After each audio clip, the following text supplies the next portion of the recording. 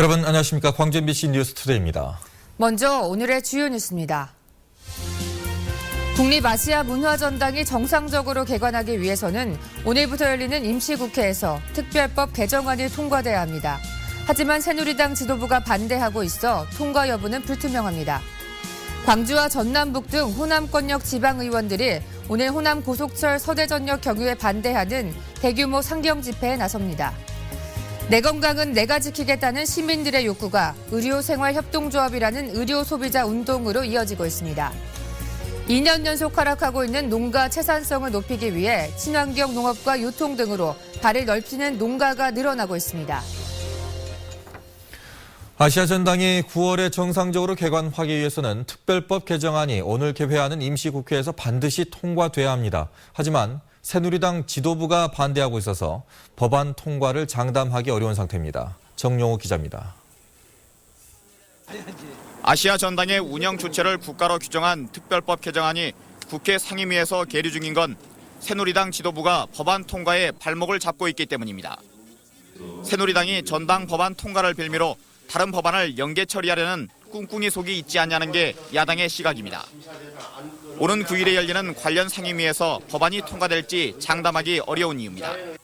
그냥 뭐든지 주지 않으려고 하는 거, 뭔가 연계시켜서 이렇게 받아내기를 해야만. 이번 임시국회에서 법안이 통과되지 않을 경우 전당의 4월 임시개관, 9월 정상개관 일정에는 차질이 불가피합니다. 인력 채용이나 직제 편성 등 전당 운용의 밑그림을 그리지 못하면서 개관 준비에 속도가 나지 않고 있습니다. 법적 토대가 없다 보니 국제 경쟁력을 갖춘 콘텐츠로 전당을 채우는 일도 제약을 받고 있습니다. 날짜는 정해져 있고 그다음에 우리가 이 일은 진행해야 되는데 그런데 문제들이 막혀가지고 사람도 더 못하고 시설도 더 보강도 못하고 이런 일들이 지금 당장 우리한테 와 있거든요. 정치적 흥정의 대상이 돼버린 아시아전당 특별법 개정안. 정상 개관을 위한 마지노선인 2월 임시국회에서 통과될 수 있을지 광주시와 지역 국회의원들의 정치력이 시험대에 올랐습니다. MBC 뉴스 정용욱입니다. 2월에 새로운 한 주가 시작된 오늘입니다. 피부에 와닿는 공기가 어제보다 한결 부드럽죠. 현재 광주가 영하 2.5도로 어제 같은 시각보다 4도 높게 포근하게 출발하고 있습니다. 낮 동안에도 활동하기 좋은 날씨가 예상되는데요. 광주와 나주가 8도까지 껑충 오르면서 큰 일교차는 염두하셔야겠지만 야외 활동하기 좋겠습니다. 이 시각 구름 영상입니다. 고기압이 영향권에서 맑은 하늘 드러나 있는데요. 다만 여수 등 동부 남해안을 중심으로 대기가 무척 메말라 있습니다. 산불 등 화재 예방에 각별히 유의하셔야겠습니다. 현재 기온 어제 같은 시각보다 3, 4도 높게 출발하고 있는데요. 장성 영하 5도, 광주 영하 3도, 장흥 영하 1도로 나타내고 있고요. 낮 기온 어제보다 2, 3도가량 더 오르겠는데요. 광주 8도를 비롯해서 구례와 화순 7도, 여수도 7도가 예상됩니다. 오늘 해상 대체로 맑겠고요. 물결은 낮게 일겠습니다. 당분간 별다른 눈비 예보는 없겠습니다. 대체로 예년 이맘때 겨울 날씨가 이어질 것으로 보입니다. 지금까지 날씨 정보였습니다. 새정치민주연합 당대표 후보들이 이번 주에 잇따라 광주를 찾아 광주 전남권역 표심 잡기에 나섭니다. 새정치민주연합 당대표의 도전장을 낸 이인영 후보는 오늘 광주시의회에서 기자회견을 갖고 총선 승리와 정권 교체를 위해 오는 8일 전당대회에서 세대 교체를 이뤄내야 한다고 주장할 예정입니다. 박지원, 문재인 후보도 내일과 모레 광주를 방문해 당원과 시민들에게 전폭적인 지지를 해달라고 호소할 계획입니다. 한편 이번 새정치민주연합 전당대회는 정책선거 대신 상호 비방전으로 얼룩지면서 당원들의 관심을 끌지 못하고 있습니다. 호남권역 지방의원들이 호남 고속철 서대전역 경유를 반대하는 대규모 상경 집회를 엽니다. 광주시와 전라남북도 광역의원과 기초의원들은 오늘 오후 2시 정부 서울청사 부근에서 호남 고속철 서대전역 경유의 부당성을 알리는 집회를 열기로 했습니다. 호남권역 의원들은 분열과 갈등을 조장하는 서대전역 경유안을 즉각 처리하고 호남 고속철을 원안대로 운행하라고 강력히 촉구할 예정입니다. 이윤 추구, 치료 중심의 현행 의료 체계가 조금은 불합리하다고 생각하시는 분들이 적지 않으실 텐데요. 이 광주에서도 처음으로 시민 참여형 의료 소비자 생활협동조합이 추진되고 있어 관심을 끌고 있습니다. 조현성 기자입니다.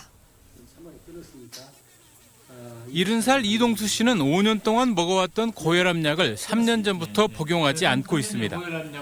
평생을 약에 의존할 수 없다는 생각에 운동과 식이요법을 꾸준히 실천하며 건강을 유지하고 있습니다. 의사 선생님들은 안 된다는 거죠. 그래서 제가 결단했죠. 이게 안 되겠다. 이렇게 하다가는 오히려 건강을 찾는 게 아니라 망치겠다. 그래서 몸이 아파도 내 몸, 내 질병에 대해 만족할 만한 설명을 듣기 쉽지 않고 때로는 과도한 검사와 시술, 처방을 피하기 어려운 지금의 의료 서비스 체계. 의료소비자 생활협동조합은 건강교육에서부터 병원 운영까지 건강한 삶을 위한 다양한 활동들을 조합원들이 주도적으로 할 수 있는 공동체를 말합니다. 최근 발기인 대회를 한 이 준비위원회는 다음 달까지 규모는 작지만 병원, 의사 중심이 아닌 환자 최우선의 의료기관 개소를 목표로 하고 있습니다. 내 건강과 가족 건강을 지킬 수 있는 공부, 이것이 필요하다고 생각하는 거죠. 그렇다면은 그 공부를 우리가 이제 조합을 통해서 우리 시민들이 모여서 이미 수도권 등지에서는 10여 년 전부터 다양한 형태의 의료 생협이 활발한 활동을 펼치고 있고 이른바 제도권의 뜻 있는 의료인들도 병원이라는 공간에만 머무르지 않는 의료 생협의 취지에 공감하고 있습니다. 약물 위주의 치료라고 하는 것은 분명히 한계가 있다. 그래서 일상적인 삶이 곧 의학이 되는 생활의학이 정말 절실히 필요한 때다. 내 건강 내가 지키겠다는 시민들의 욕구가 의료생활협동조합이라는 의료소비자 운동이자 지역공동체 운동을 태동시키고 있습니다. MBC 뉴스 조현성입니다. 전라남도의 보건환경이 전국에서 가장 취약한 것으로 조사됐습니다. 한국건강증진개발원이 공개한 지역별 보건 취약지수에 따르면 취약지역 상위 10%에 드는 23곳 가운데 전남 지역에서는 신안군과 진도군, 완도군 등 8개 지역이 해당돼 전국에서 가장 많은 것으로 조사됐습니다. 반면 취약지역 하위 10%에는 서울과 수도권 등 대부분 대도시 지역이 포함돼 있어 보건 환경은 지역 낙후도에 영향을 크게 받는 것으로 나타났습니다. 광주 지역 아르바이트 경험자 10명 가운데 3명 이상이 고용주나 손님에게 폭행을 당해본 경험이 있는 것으로 조사됐습니다. 광주시가 최근 3개월 동안 비정규직 지원센터를 통해 아르바이트 경험자 1000여 명을 대상으로 근로 환경을 조사한 결과 고용주나 손님에 의한 폭행이 각각 11%와 22%에 달했습니다. 또 17%는 임금 체불을 당해본 경험이 있다고 답했고 27.3%는 최저임금 이하를 받은 것으로 조사됐습니다. 전기 공사업체로부터 뇌물을 받은 한전 나주지사 직원들이 무더기로 지난주 재판에 넘겨졌습니다. 검찰 수사가 아직 다 끝난 게 아니어서 수사가 다른 지사로 확대되는 것인지 여부가 관심을 모으고 있습니다. 김철원 기자입니다. 검찰은 이번 뇌물수수 사건이 일종의 가불관계에서 비롯된 것으로 보고 있습니다. 공사 단가 8천만 원짜리 이하 공사의 경우 수의계약을 통해 낙찰을 받으면 전기공사 업체가 2년 동안 해당 지역의 공사를 독점할 수 있기 때문에 업체로선 한전 직원들과의 관계가 아주 중요했다는 겁니다. 전기공사 업체들은 공사 금액의 2.5%에서 4%까지를 총무를 통해 거둔 다음 이를 한전 말단 직원부터 지사장까지 나눠줬습니다. 재판에 넘겨진 한전 직원 7명은 적게는 1,800만 원에서 많게는 8천만 원까지 이런 식으로 뇌물을 받았습니다. 매달 200만 원에서 400만 원씩을 봉투에 담아줬는데 검찰은 이를 두고 한전 직원들이 제2의 월급을 받아간 셈이라고 표현했습니다. 검찰은 이런 비리가 비단 나주지사에서만 한정돼 일어난 일은 아닐 것으로 보고 있습니다.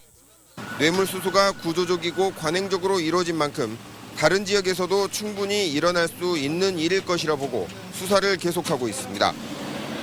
한전 광주전남본부는 이번 사건이 나주지사에서만 일어난 일탈 행위라고 선을 긋고 있지만 검찰의 수사가 다른 지역으로 확대되지 않을까 잔뜩 긴장하는 모습입니다. MBC 뉴스 김철원입니다. 법원이 세월호 침몰 사고 당시 부실한 구조로 기소된 전 목포해경 123 정장에 대한 선고 공판의 방청권을 배부하기로 했습니다. 광주지방법원은 오는 11일 열리는 123 정장에 대한 선고 공판에 방청권 소지자에게만 방청을 허용하기로 했습니다. 다만 국민적 관심을 고려해 보조법정인 204호에서는 선착순 입장자에 한해 화면으로 재판을 방청할 수 있도록 했습니다. F1 사업을 무리하게 추진했다며 박준영 전 전남지사 등이 고발된 사건과 관련해 검찰이 처리 여부를 고심하고 있습니다.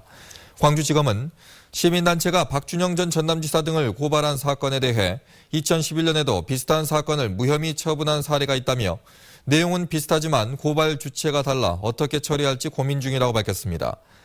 시민단체인 시민이 만드는 밝은 세상은 전남 F1 사업을 무리하게 추진해 전라남도 재정에 손실을 끼쳤다며 박준영 전 지사 등 공무원 10여 명에 대해서 업무상 배임 혐의로 광주지검에 고발했습니다.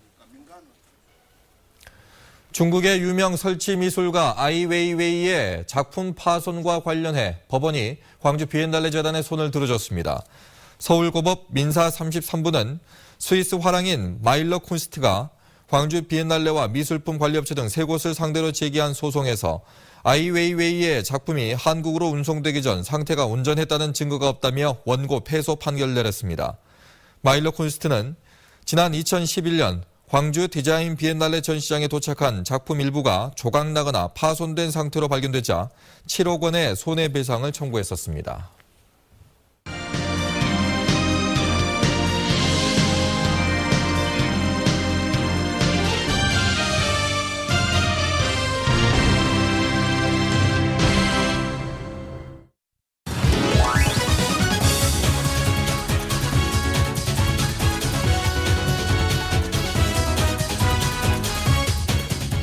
스포츠투데이입니다.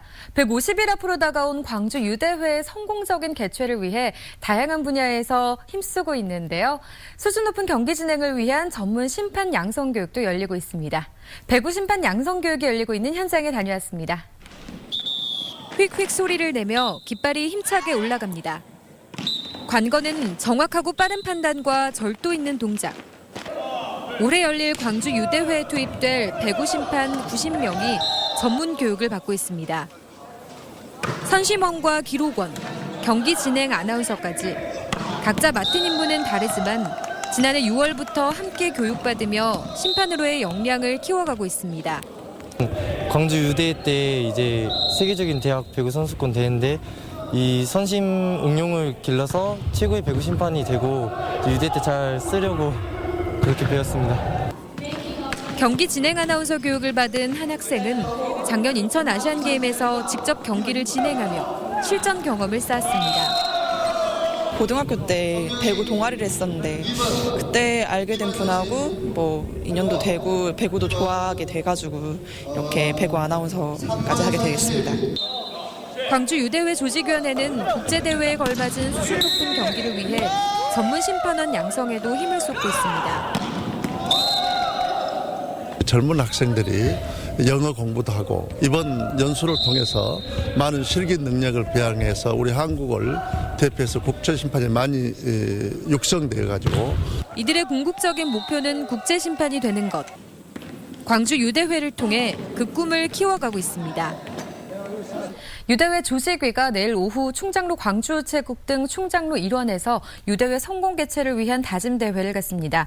이 자리에서 대회 마스코트인 누리비와 송원초 사물놀이팀, 광주대 플래시몹 공연팀과 시민 등은 함께 거리 퍼레이드를 펼치며 150일 남은 유대회에 대한 시민들의 관심을 촉구할 예정입니다.